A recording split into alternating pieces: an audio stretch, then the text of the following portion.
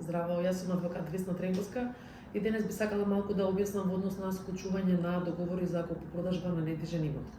Најпрво, кога ќе се одлучите да купите некој недвижен имот, нормално дека треба да обезбедите имотен лист за тој недвижен имот, да се утврди дали е чиста собственоста, односно дали има некој права на други лица кои што би го оспориле, односно би го загрозиле по тоа вашето право на собственост. Значи, при вадењето на имотниот лист, кој што може да го обезбедите или кај адвокат, кај нотар или во Агенцијата за катастар на недвижности, треба да проверите на чие име се води имотот, значи дали се води на име на оној кој што ќе биде продавач во предметниот договор и дали имотот има во тој лист Г за предбелешки, дали има некое заложено право, некоја хипотека или некое право на трет кој што би го ограничило, односно осуетило вашето право. Доколку има некое право, некој кредит или хипотека, истото може да се реши, односно со исплата на купопродажната цена од ваша страна, тој кредит, односно таа хипотека се затвара и се ослободува недвижниот имот, па може да пристапите кон склучување на главен договор. Сега, доколку нема никаква прибелешка, односно имотниот лист е чист, тогаш може да се склучи договор со тоа што, доколку вие како купувач ги имате обезбедено сите средства на име купопродажна цена, може веднаш да пристапите кон склучување на главен договор, а доколку дел од средствата, односно учеството го обезбедувате од сопствени средства, а остатокот по основ на кредит, најпрво треба да склучите преддоговор за купопродажба. Тој преддоговор задолжително треба да биде составен од адвокат и да содржи адвокатски печат и потоа врз основа на тој преддоговор за купопродажба на недвижен имот се аплицира за кредит во банка, кој што договор треба да биде заверен на нотар и врз основа на тој кредит, доколку ги исполнувате условите за недвижноста, вашите примања или примањата на вашиот близок од семејството, банката ќе ви одобри кредит и се пристапува кон склучување на главен договор. Сега, при склучувањето на договорот треба да знаете дека продавачот треба да ви достави доказ како ја стекнал собственоста, доколку се работи за подарок или наследување од неговите предци или од некое трето лице, тогаш се работи за лично право на продавачот и не треба никаква согласност од неговиот брачен другар, а доколку се работи за имот стекнат во брак по основ на купопродажба, по основ на легализација, приватизација и така натаму, тогаш треба да се обезбеди изјава за согласност од брачниот другар или брачниот другар на продавачот, треба да биде согласна страна во предметниот договор.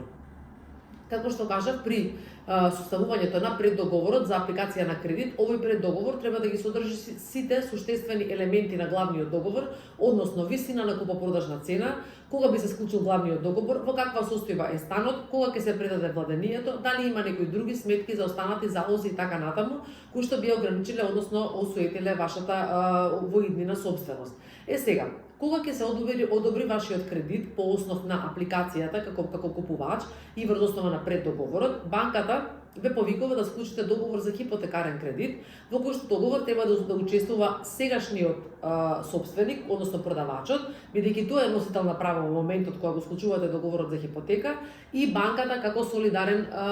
односно банката како заложен доверител. Кога банката ќе го склучи овој договор, после неколку дена се става прибелешка во јавните книги, односно во имотниот лист каде што се наоѓа станот, дека е воспоставена хипотека во корист на банката која што ви го одобрила кредитот и кога ќе се стави прибелешката во катастарот, тогаш се исплаќаат парите од страна на банката по основ на кредит и тогаш може да пристапите кон склучување на главен договор. Главниот договор повторно треба да биде составен од адвокат и треба да ги содржи сите обележја по однос на преддоговорот и овој договорот кога ќе се потпише од страна на продавачот, купувачот и согласната страна треба да биде изработен во 6 примероци, се спроведува во градот Скопје, односно во општината каде што се наоѓа недвижниот имот, за да се утврди вредноста на данокот кој што треба да се плати. Според законот за даноци, данокот треба да го плати продавачот, но во 99, односно 100% од случаевите, данокот за недвижноста го плаќа купувачот. Доколку се работи за нова зграда, која што е изградена од инвеститори, се работи за прва продажба, тогаш имате ослободување од данок.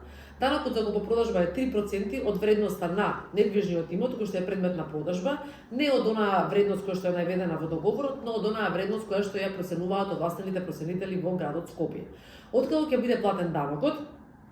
кон градот Скопје, даночното одделение, договорите ги превземате во 5 примероци, односно еден примерок останува за град Скопје и останатите ги носите на нотар заради заверка. По солемнизацијата, односно заверката на главниот договор, нотарот по службена должност го поднесува договорот за купопродажба во Агенцијата за катастар на недвижности, за да се промени собственоста од ваше име,